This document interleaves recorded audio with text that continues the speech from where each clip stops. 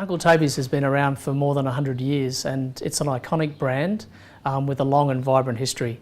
The site here at Waganya has been here for 30 years and it's the home of that iconic red box that everyone loves. We also make a range of other cereal products. In 2006, Nestle acquired Uncle Toby's and the site here is one of the largest food factories in Australia. The factory is centred right at the centre of the grain belt here in Waganya, which is great for us from a resource point of view.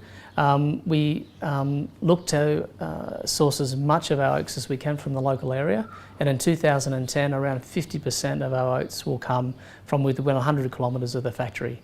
And this supports our local farmers, particularly after a long period of drought that we've had over the last few years. Uncle Toby's employs over 700 people here at the Waganya site, ranging from ages from 18 to over 60. We have a diverse range of skills that we require, from application technologists through to our maintenance personnel. We have all of our process roles with our operators, and this, I think, makes it a unique opportunity to come and work here at Waganya. The idea of the operation came about in 1996, and it was when the rest of the world was wanting Australia wines. We had some relationships over here in Rutherglen. We set up some managed investment scheme vineyards. Vineyards are our own. We've got 5 vineyard locations dotted throughout an 8-kilometre radius from where we're standing now, which is the winery. And basically, yeah, we grow grapes and make wine for large corporate wineries, and we also have our own label, Rutherglen Estates, which we started around about 2001.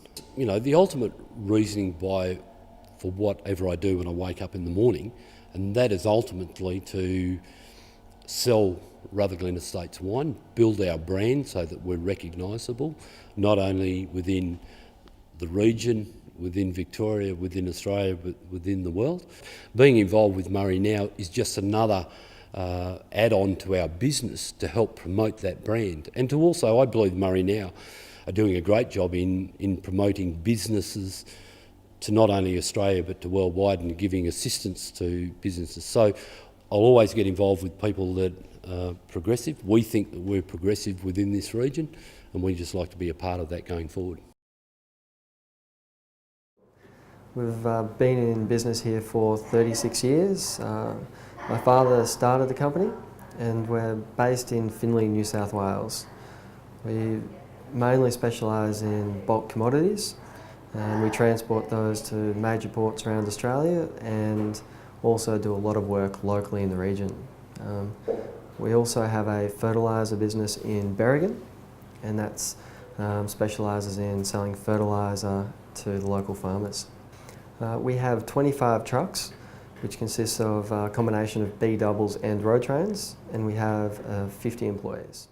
Being efficient is something we pride ourselves on, and that's something that comes through our GPS technologies, our reliable equipment, right through from the maintenance that's done in our workshop on site, to the driver's responsibilities, and it really goes straight through, and I suppose that's where we've got our edge, because everyone's responsible and everyone takes pride in what they do.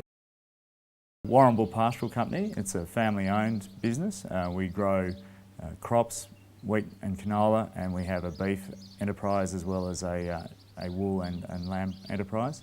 Our family's been in the district and in the district for 4 generations, and on this property for 3 generations. It's been in my mother's family for a long time.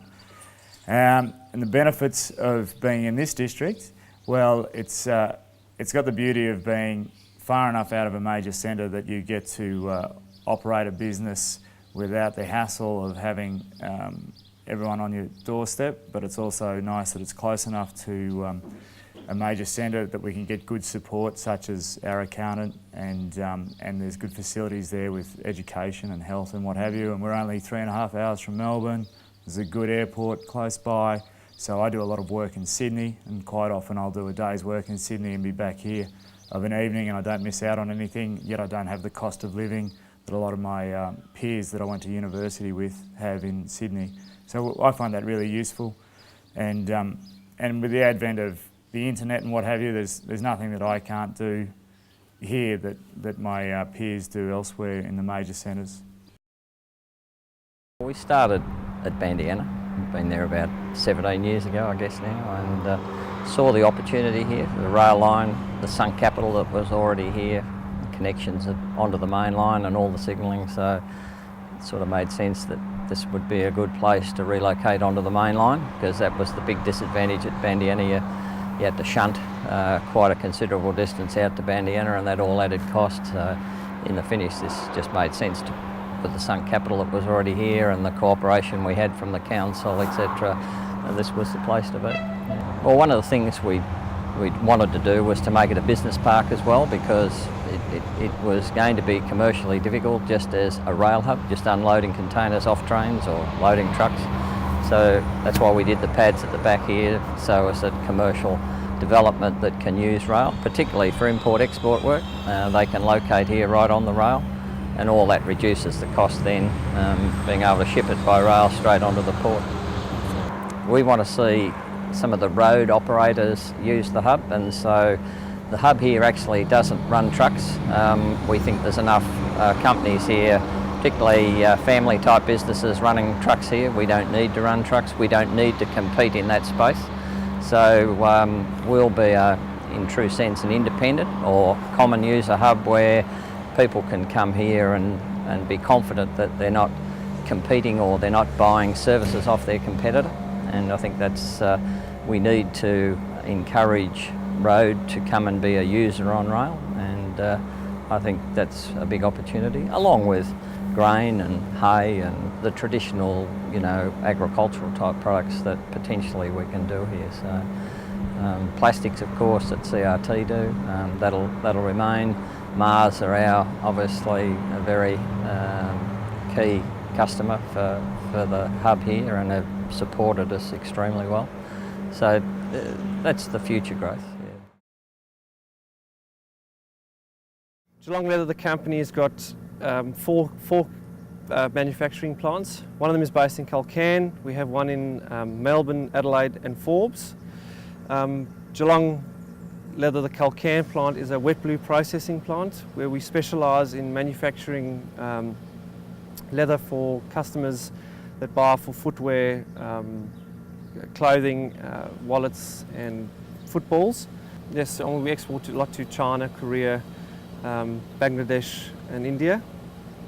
They are big consumers of the leather that we supply, and also obviously to Italy as well. I mean, they're still predominantly our main buyers, but it does get through to Asia as well. Well, obviously we're geographically placed perfectly around two of our main plants, which is Forbes and Melbourne. Also with our abattoirs are very close by. You know, the secondary processing plants, which are based in Wodonga and Barnawartha, that take our recycled waste and so on, that's also logistically close by. And also the area that we're in is obviously, we're not in a big metropolitan surrounded by suburban areas. We're out in the country, and it's a lot easier for manufacturing, you know, to get on with the job and do what they have to do.